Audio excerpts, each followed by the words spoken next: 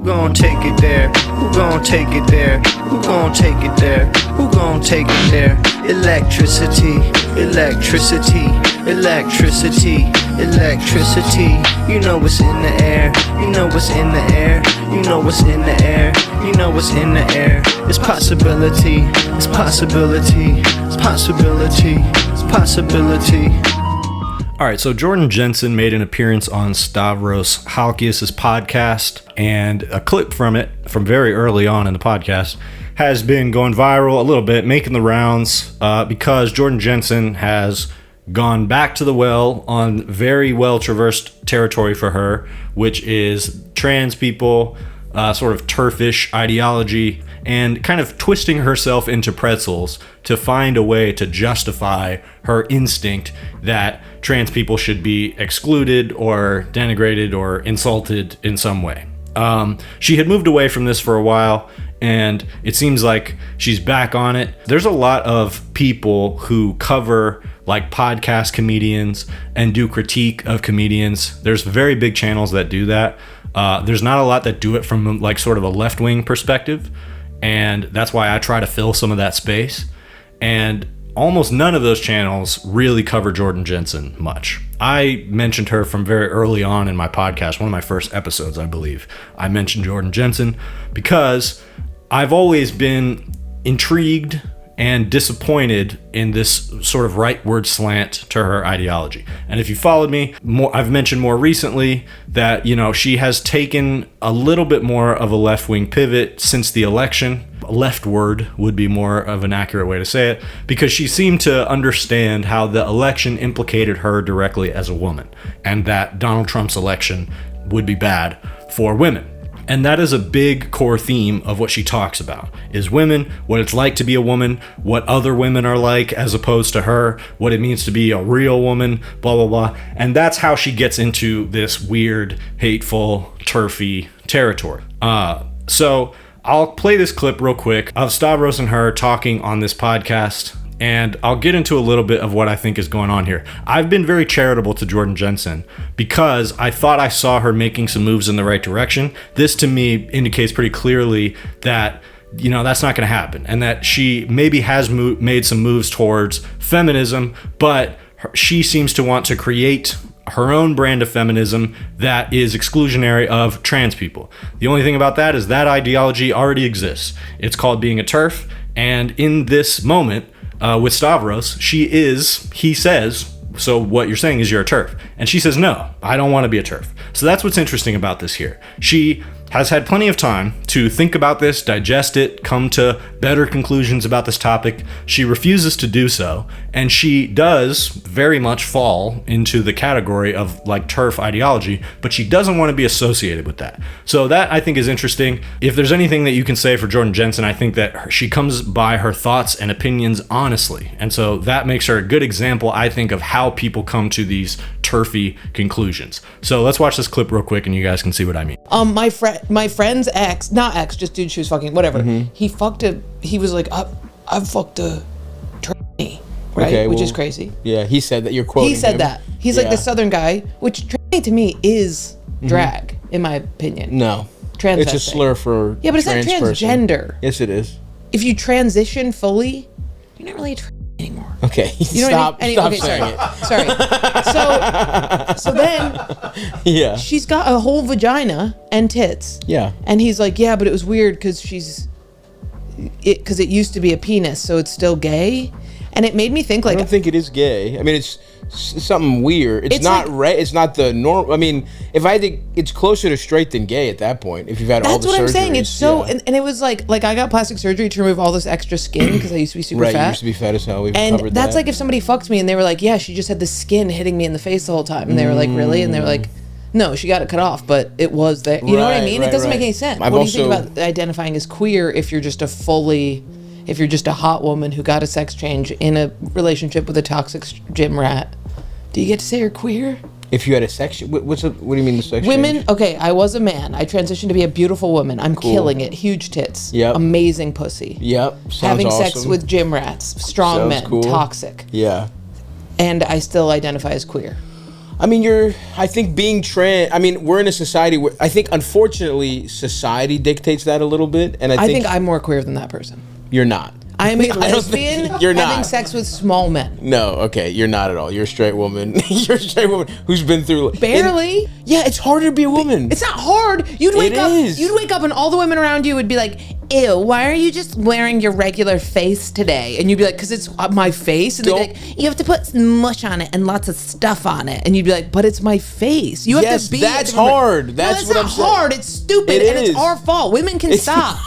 Women can stop. It's stop really doing not. It. Holy fuck, this is insane. You think it's women's fault? Yeah, dude, we get paid just as much. We're just as powerful. Cut it out. All right, you're practicing for Rogan, very clear. You're gonna do a great job on Kill Tony with these talking points. Why? I am successful. You don't think there's a fucking scenario? There's a reason that women have to behave this way. Why? You don't think you think beauty standards are something women created and not a way that men put value on women starting from like thousands of years ago? Yeah, time to change. Time to stop now. Okay. Enough time has passed. Time to stop. This is really interesting because you're actually saying radical feminism with Kill Tony vocabulary right now. It's like a fascinating... I'm having a hard time even... Because we do agree, but you're throwing these like anti-cancel culture buzzwords out. There's a way to be... Like, it's like how Ian is embarrassed of being gay, so he pretends to be Republican. You're doing this. Yeah. You're embarrassed to be a feminist, so you're pretending to be Republican right now.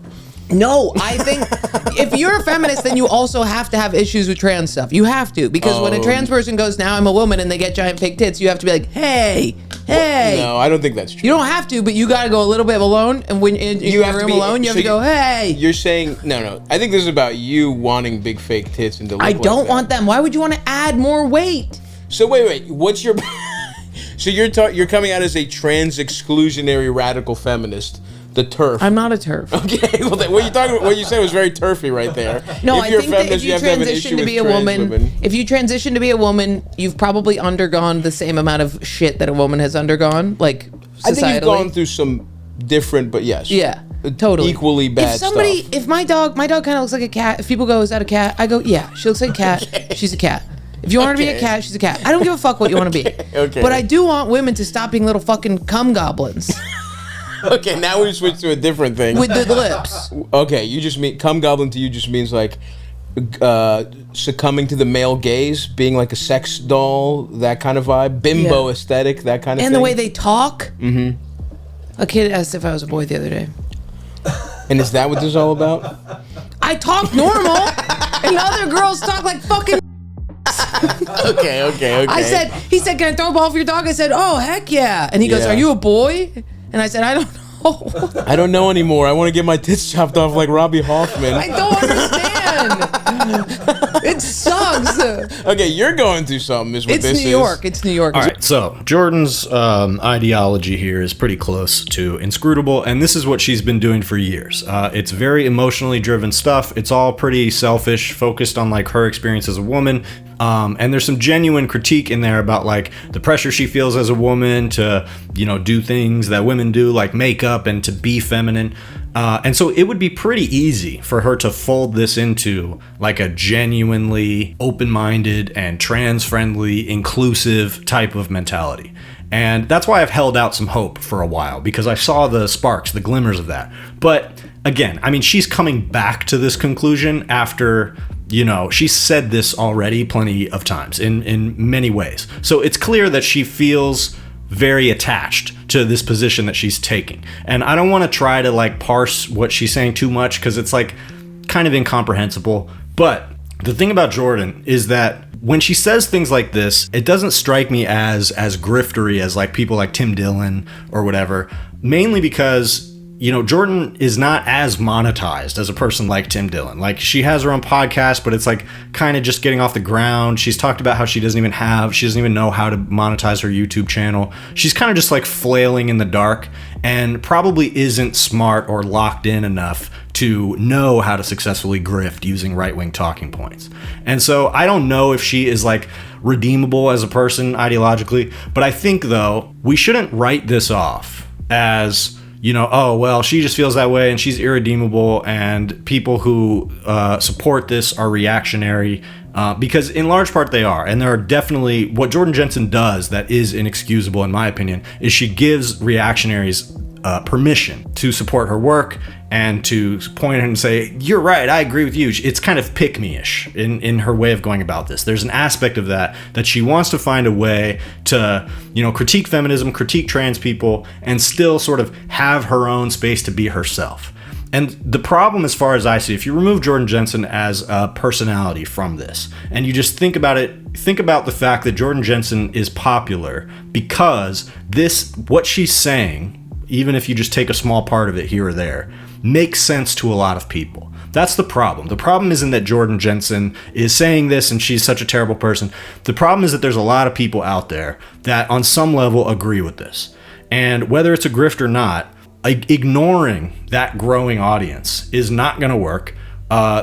In my opinion, we've kind of tried that. We tried to deny the relevance of people like Joe Rogan and others who are beneath him who seem irrelevant. Nobody on our side of the aisle wants to admit that Theo Von, Tim Dillon, Jordan Jensen are relevant figures, but they are. And even if people in my audience haven't heard of this person, I promise you she has a sizable audience. She has growing momentum. She is not going anywhere. And the people who are saying these kinds of things are not going anywhere. And that doesn't mean that we have to try to change their mind. Because like I said, Jordan Jensen, it's like, it's impossible. This is an impossible person. That's just who she is. It's part of what makes her funny. I do think she's a talented comedian. And so, again, she's not going anywhere. Even the hacks who aren't funny, who are capitalizing off of this type of talk, are not going anywhere. They have large audiences. And so the answer for this, I think, we've got to look past the Jordan Jensens and the state of affairs right now.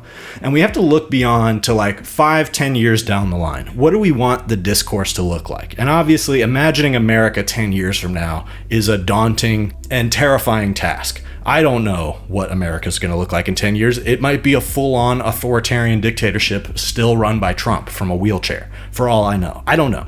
But it's a little bit easier for me to imagine how people, mass amounts of people might change their minds on certain subjects over time. It has now been about 10 years since trans rights has been a mainstream topic. And in that time, things have gone in the wrong direction. For a little while, it was going in the right direction. Now it's going in the wrong direction. And so we got to think about, in the future, whether it's after this Trump administration or beyond that, what ideas do we want to take hold? Because this TERF-ish type of stuff that Jordan Jensen is saying has been seeded in the culture for a long time. And the reason people grab onto it is because they feel like this is the thing that's being said that other people aren't saying. And so it appeals to people. That's why Jordan Jensen appeals to people. She's willing to say things that other people are sheepish about, and she puts things in a way that's like a little bit different and idiosyncratic, and so people are attracted to that. But beyond the rhetoric of Jordan Jensen or Joe Rogan or whatever, and Jordan Jensen's going to be on Joe Rogan soon, there's probably going to be some real gems from that. And I think wherever that conversation goes is going to be an indication of like where her particular beliefs solidify. But I think if you take the mentality of this person and the personality type that is coming to these conclusions, I think the lack of understanding that exists is that, and honestly, she's kind of reaching for it in some of these moments. She's grasping for this understanding, and either she's resistant to it or the people around her aren't able to give her this understanding. But what's lacking is that people like Jordan don't understand that to advocate for trans rights is to advocate for her own rights. It's the same. And people right now have bought into the narrative that it's separate and that trans people are other from you, they're alien to you, and in some cases people believe that trans people getting rights or having some kind of cultural acceptance takes away from their own rights and their own cultural acceptance. That's the central TERF ideology. And in some way that's what Jordan's saying here. And what there is definitely not a broad enough understanding about is that the coalition between different minority groups and different people who have historically been denigrated by society is the only thing that keeps an egalitarian society together. It's the only hope that our society has, whatever form of society it is for people, whether you're a woman, a cisgender woman, a trans woman, a non-white person, or even a white person like myself. The only way that society is going to reflect positive outcomes for the maximum amount of people is if there's a coalition between groups. And it's actually not that hard for people to grasp onto that. I think that the argument hasn't been made well enough because there's a focus on different minority groups, and people view that focus as the sort of the political goalpost moving or a distraction, rather than recognizing that by making society better, by creating accommodations for trans people, disabled people, you are improving society for yourself. You're improving society for your children, for your family. And the conservative ideology is the one that has taken up that space in people's mind. That, oh, if I want a positive future for myself, for my family, I don't care about these minority groups. I don't care about these people who aren't me. I don't care about other minority groups if I am one. What I care about is my family and the future of my family and the future of my kids. And Republicans and conservatives and fascists have convinced people that they are the ones who have the interest of the future in mind. And so the only way that we are going to stop this type of ideology from being so popular, the answer is not to, chop off somebody's head because they said this, because then, multiple heads are going to grow out of their stump and it's going to be a much worse problem, and it's going to be, that's pretty cool actually. But my point is that unless we fill up the space that is currently being occupied by this reactionary fascist ideology with something, a better understanding of what it means to advocate for people who are lesser privileged than yourself, then there's no way that we're going to recapture the mainstream conversation. And that understanding did exist for a while. But I think what happened in mainstream culture is we got away from that, and it turned less into inclusion, and it turned more into the groups themselves. And the over focus on certain groups is what allowed reactionary ideologies to thrive. And what I'm not saying that we shouldn't focus on individual groups and stuff, but it has to be couched within a very firm and often repeated understanding that advocating for people who are lesser privileged than you, who have different life experiences than you, is the only way to make society livable for you. And that is definitely the case with Jordan Jensen. She is reaching for an explanation to why society feels so hostile to her. And part of it is just her own, she's insane. But she is pointing to some very real things about society's pressure on certain women, and she ties that in with trans people in a problematic way. In a sense, she's saying that she feels that it's kind of a privilege to be trans and that women are left behind, or that you have the option. It's like, I don't know, it's inscrutable. But my point being that, someone who's less insane than Jordan Jensen has to understand that by advocating for a trans woman, you are advocating for your own right to be a woman. And there's not enough understanding of that out there. And there's a lot of women who relate to Jordan Jensen who don't consider themselves TERFs necessarily, but they are certainly going down that pipeline because of this shit that she's saying. And there is nobody who is interrupting that feedback loop to say, hey, by denigrating trans people, you are making society more dangerous for yourself. By, these bathroom bills that exclude trans women from certain bathrooms. It just becomes a way for certain women, cisgendered women, to be targeted on the basis that they're not feminine enough.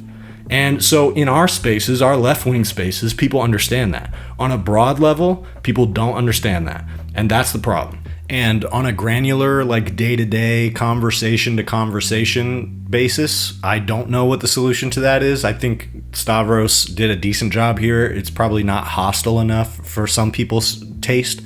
But I'm more interested in we've got to think ahead to how do we want to reshape this cultural conversation in the future, because there will be opportunities to do that. I know it's bleak and it seems like, conservative Republicans are going to control everything and fascism will rule forever. Look, we're in a bad spot. Things are going to change. I don't know how they're going to change or what's going to happen, but I know that if we are the ones actively trying to make things change in a certain direction, we can do that. There will be opportunities to do that. And so I think focusing on this idea that advocating for the rights of minority groups is the only way to make society safe for you, no matter who you are, is probably the only message that's going to break through to knuckleheads like this. And you can see that with, this recent Supreme Court decision that ICE can openly profile people literally on the basis of ethnicity, it says in the court decision. and they didn't explain themselves. This was done on shadow docket. So the Supreme Court is like fully serving the administration at this point, and that's only going to get worse. And people's rights are being stripped away. That is the most important thing to emphasize anytime you can. People's rights are being stripped away. And just because it's on this idea of illegal immigrants, scary criminals, blah, blah, blah, if the police or ICE can racially profile to decide who is illegal and not, that could be anybody. They can pick anybody off the street and literally arrest them. That's what this court decision allows. People's rights are being stripped away. And yes, I mean, this is an emergency, and it doesn't seem in the immediate future like there's any way to reverse this. But stuff like this decision and the inevitable results that are going to come from it are going to be what makes it clear to people that the denigration of minorities equals the denigration of their own rights. By bolstering the rights of minorities and creating accommodations that weren't there before for people who do not fit into normative society, you are creating a safer society for everyone. And it's only going to become easier to make that case as things get worse under Trump. Whether or not there's any path for that case to take hold in actual governance again, I have no idea. But we got to try to spread these ideas like wildfire because we have no other choice and we might as well do something. At least if you're not trans. If you are trans, I would say you should probably arm yourself.